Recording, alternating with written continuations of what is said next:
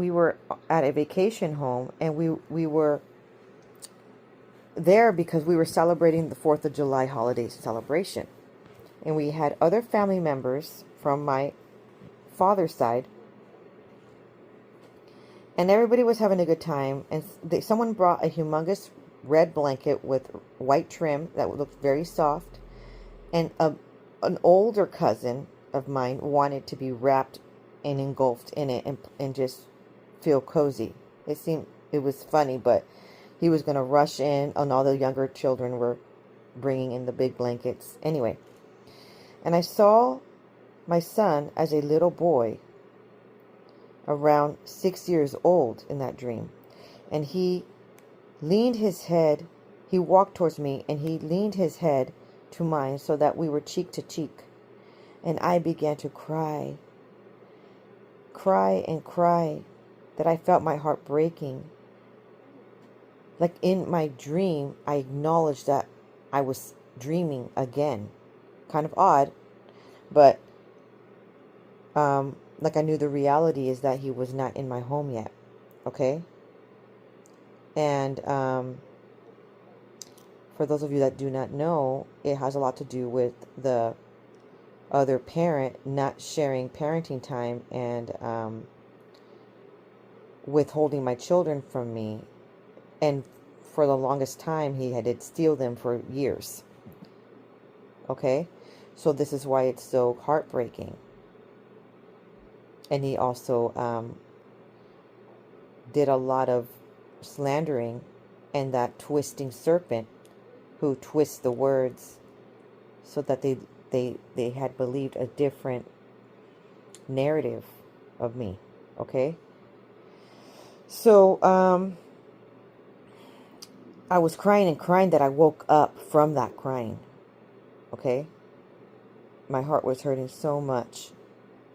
And because I longed for my son, my oldest son. I longed to have that connection with him. And I was so heartbroken that we have still not received that promise for him to return, for my daughter to return. Okay, so as I woke up subtly from crying, I realized I was sleeping, so I fell back asleep. And when I fell back asleep, the dream continued. And everyone was ready to celebrate the 4th of July holiday celebration. I believe I saw my daughter there, prodigal daughter there too. But my other son, he was not there. And someone said, you should live here and not just rent this house. And it seemed to be that this house was far away from our original city. So to just up and leave, it would have been like quite a new life transformation, right? And I said, I can't do that. My other son is not here with us. So that person who stated that suddenly turned around and looked at me and had suddenly transformed, and was not a regular person. It had some greasy gray yellow hair, okay, and their skin was tainted yellow.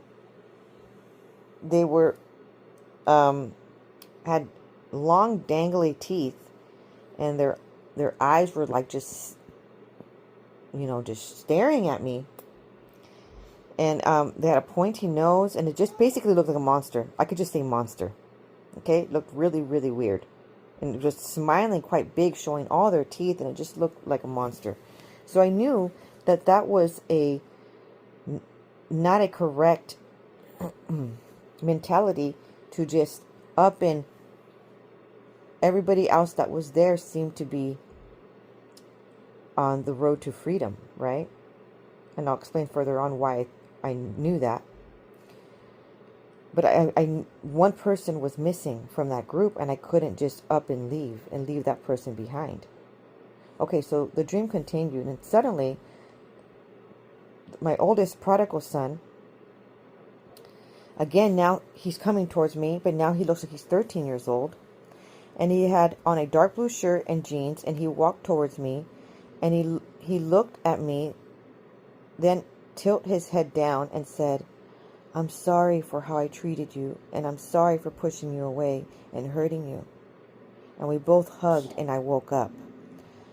And when I researched what navy blue means, because that's the colors he wore, it has a lot to do with divine wisdom and knowledge. So he's coming to terms on correct information about you. It's heavenly. It's a priesthood wardrobe. Okay. And also, regarding the 4th of July, it has a lot to do with freedom. It has a lot to do with being set free. And so